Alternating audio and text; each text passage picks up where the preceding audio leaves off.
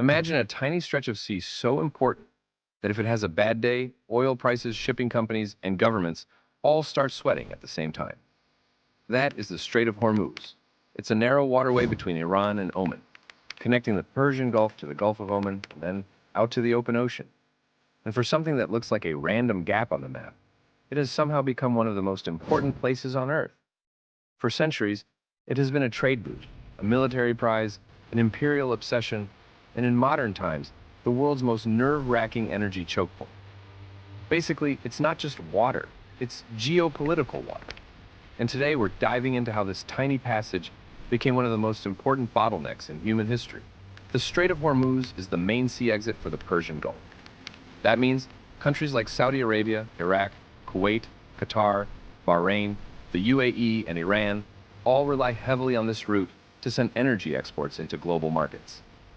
A very large share of globally traded oil, and a major chunk of LNG too, moves through this choke point, especially toward Asia. Now here's the evil genius part. The strait itself is not just important, it's important in a very specific, very annoying way. Because even though the body of water is broader, the actual shipping lanes are tightly managed. So huge amounts of the world's energy are funneled through a narrow maritime corridor that everybody has to watch very, very carefully. In short, if the Persian Gulf is a giant room full of oil, Hormuz is the only practical front door.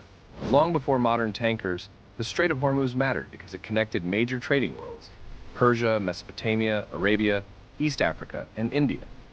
This was part of a wider Indian Ocean trading network, where merchants moved spices, textiles, pearls, ceramics, horses, dates, and other goods across regions. And nearby, Hormuz became one of the great commercial hubs of the Gulf. By the medieval period, it was a rich trading center, linking India to the Persian Gulf world. So, the strait was important long before oil. Oil just gave an already famous sea route a global stress disorder. Then, as always happens with valuable trade routes, empires arrived and said, "What if this was mine?" In the early 1500s, the Portuguese captured Hormuz and built a fort there, turning it into part of their Indian Ocean Empire. Controlling Hormuz meant influencing trade flowing in and out of the Gulf, and that made it extremely valuable. Later, in the 1600s, the Portuguese were pushed out as regional and European power politics shifted again. And this is the part where the Strait of Hormuz stops being just a trade route and becomes a strategic prize. Because if you control the gateway, you can pressure everyone who depends on it. Then came the 20th century oil and the transformation of the Gulf into one of the world's energy hearts. Now, the Strait of Hormuz wasn't just important for merchants or empires. It became vital to the industrial world. Tankers carrying crude oil, refined products, and later LNG started pouring through it. Suddenly, this narrow waterway mattered not just to the Gulf, but to Europe, Asia, and really anyone who enjoys electricity, transportation, plastic, fertilizers, air travel, or existing in modern society. The strait became what experts call a choke point, which is a very academic way of saying, if something goes wrong here, everybody feels it. By the late 20th century, the Strait of Hormuz had become one of the most militarized waterways in the world. During the Iran-Iraq War, especially in the 1980s tanker war phase, merchant shipping in the Gulf became a target. That helped cement the idea that Hormuz was not just commercially important, it was a constant security risk. Since then, tensions involving Iran, Gulf states, the United States, and other naval powers have repeatedly turned the strait into a pressure point. And ever since, the same question keeps returning. Could Iran threaten to close it? Could shipping be interrupted? And what would that do to the world? Answer: a lot. A lot would happen. The Strait of Hormuz is one of those places where geography turns into politics almost instantly. Iran sits on one side, Oman on the other, and the wider Gulf region is packed with energy infrastructure, military bases, shipping routes, and rival alliances. So every confrontation in the region makes people ask whether Hormuz will remain open, partially disrupted, or dangerously contested. And even when it doesn't fully close, just the fear of disruption can raise oil prices, spike insurance costs, reroute ships, and make governments start using phrases like strategic reserves, which is never a chill vibe.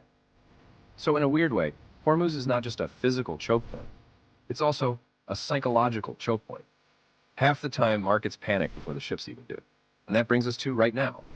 As of March 23rd, 2026, the Strait of Hormuz is not some abstract strategic theory. It is at the center of a real regional crisis. Commercial shipping risk in the Arabian Gulf, Strait of Hormuz, and Gulf of Oman has been raised to critical by UKMTO. Reuters and other outlets report that shipping disruptions have already affected LNG output. War risk insurance has become a major issue. Iraqi exports have been hit hard, and vessel traffic through the strait has dropped dramatically compared to normal levels. Iran has signaled that passage is no longer normal and has tied access to the broader conflict, while threats against regional infrastructure and shipping have driven energy markets sharply upward. The result is exactly what everyone has feared for decades, a narrow waterway becoming a global economic pressure valve. So yes, the Strait of Hormuz is still open in the most technical sense, but right now it's the maritime equivalent of a hallway, where everyone can hear yelling, smell smoke, and is pretending this is fine. So the Strait of Hormuz matters for three big reasons. First, history. It has been a vital trade route for centuries. Second, politics. It sits between powerful states, rival blocs, and some of the world's most tense strategic relationships. And third, modern economics. Too much of the world's energy still depends on ships squeezing through one narrow maritime gate. That's what makes Hormuz so fascinating.